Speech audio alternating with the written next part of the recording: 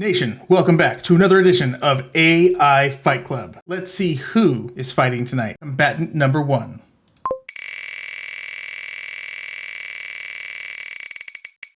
Inigo Montoya! One of the most deadly sword fighters in the world. And Inigo Montoya will be armed with a brick! Well, I mean, he's the deadliest man with a sword. I'm sure he can make a brick work for him. His opponent will be James Bond.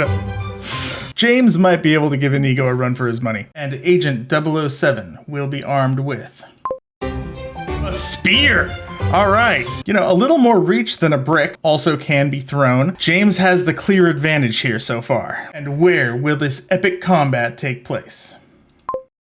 In a junkyard! Inigo has a brick, but it's a junkyard. There's weapons lying around, broken glass, car doors, I assume. I don't know. I haven't been in a junkyard in a long time. There's junk. But, you know, hey, junk can be dangerous. All right, nation, the stage is set. In the distant future of next week, where technology has surpassed all limits, two combatants find themselves transported to an unknown arena. They are strangers to each other, yet they are forced to fight to the death. Neither of them knows why they have been brought here or who is behind this twisted game, but they both understand one thing. If they want to survive, they must fight. As they look around, they see they are in a junkyard with no escape in sight. They both notice a weapon in their hands. The first combatant is Inigo Montoya, a great swordsman on a quest for revenge against the man who killed his father, and is armed with a brick. The second combatant is James Bond, a suave secret agent with a license to kill, and is armed with a spear. Two combatants approach each other, each intent on killing the other and earning their freedom. What do you think, Mr. Montoya? Asked the referee. Apparently there's a referee in the junkyard refereeing the fight. That's cool. Are we gonna see a repeat of last week's epic battle?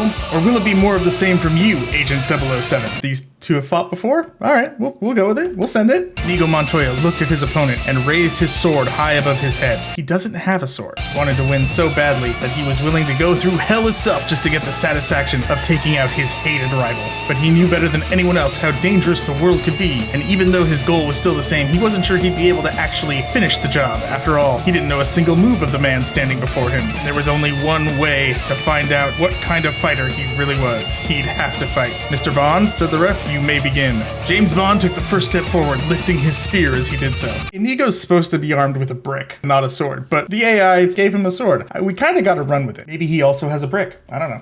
As he moved towards Inigo, he spun the spear in circles, hurling it at the wall. It hit the surface with a thud, creating a loud clang. A few seconds later, James saw what had happened. A large section of the wall had collapsed, leaving a small opening, which was now being covered by bricks again. Wait, what? With a quick spin of his spear, James used the momentum to propel himself into the open space. He stepped over the rubble and swung the spear down in front of him. That doesn't make sense. So he spun the spear around, threw it at the wall, and it made a hole. The hole began covering itself, filling itself with bricks. James had the spear again somehow, and then used the momentum to throw himself through the hole? Okay, we'll go with that for now. He stepped over the rubble and swung the spear down in front of him. The tip of the blade glanced off Inigo's chest armor, sending a shiver up his spine. The fuck? He felt the impact, but the pain came too late. The spear was already moving, its shaft swinging back towards the wall, driving it further away from Inigo. With a scream, Inigo threw his sword up in the air. It flew effortlessly through the air, cutting through the air like a hot knife through butter. It landed right next to James' feet, causing the agent to jump back in surprise. I mean, why would you throw your weapon away? That would surprise me too. Inigo ran straight at Bond, his hand wrapped around the hilt of his sword. Somehow he has it back. The two men closed the distance between them until they were almost touching. Then, in a swift movement, Inigo swung his sword down at James' neck. Bond ducked under the blow and countered with his own thrust, aiming for Inigo's leg. The sword connected with the man's thigh, leaving a deep cut, but failing to break any bone. Wait, so Inigo's sword? Okay, yeah, so Inigo's... Alright, so James took a wound. So they have now both thrown their weapons and immediately gotten them back. So maybe they have some kind of recall ability? I don't know. Kind of cool, though. Wish I could do that. Still, it was enough to slow the warrior down. Inigo reached into his pocket and pulled out a grenade,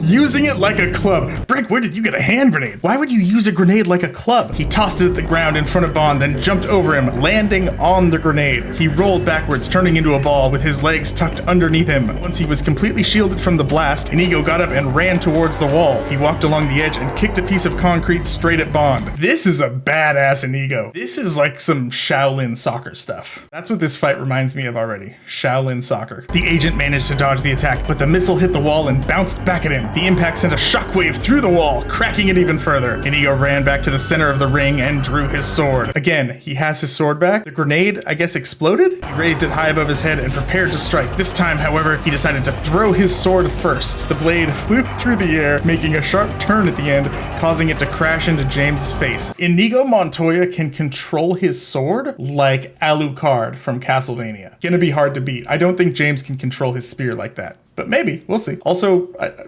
does he have more weapons? He had a grenade. Inigo Montoya had a grenade. James fell to the floor, clutching his nose. Inigo rushed toward him, ready to finish him off. But James wouldn't be denied. He grabbed the blade of his opponent's sword and pushed it upwards. Inigo lost balance and tumbled onto the ground. As he tried to stand up, he noticed that the end of his sword was broken. Did James break it with his hand? He looked down at it and realized that it was a cheap imitation made of plastic. He would never be able to use it properly, let alone kill someone with it. He cursed his luck and stood up, reaching for another weapon. Did James Bond turn Inigo Montoya's sword into a plastic sword? He spotted a length of metal pipe lying next to a pile of scrap. He grabbed it and turned to James, who was still struggling to get up. "You've been fighting all wrong," said Inigo. "Sword is useless against me. You can't win." "I'll see about that," said James. He lifted his shield and held it in front of his body. Inigo chuckled. James got a shield from somewhere. "So you're the type of person who uses a shield." "It's more than just a shield," said James. "This is my weapon of choice." He held the thick wooden pole in both hands and started to swing it around, hitting Inigo on the shoulder and the hip. Where are they getting all these weapons?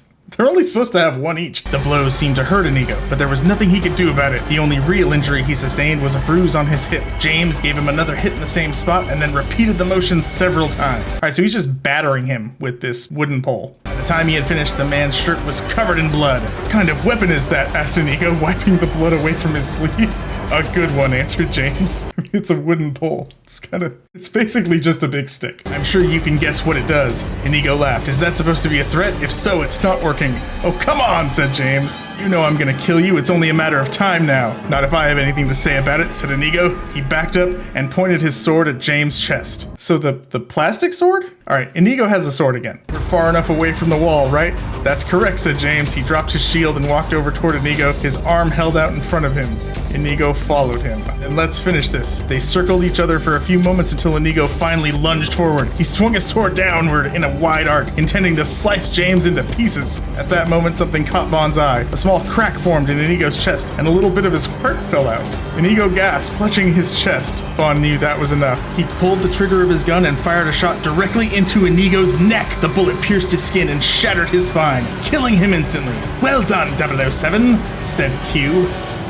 And that's the fight. I don't know where he got the weapons from. They kept getting extra weapons. They could control them with their mind, but the AI honestly is kind of the boss when it comes to that. The AI dictates the fight. I'm just here to make sure it goes in the right direction, and James Bond killed Inigo Montoya by shooting him in the neck and shattering his spine. Can't survive that. Can't survive a shattered spine. Well, nation, that does it for this round of AI Fight Club. I hope you enjoyed. We'll see you next time.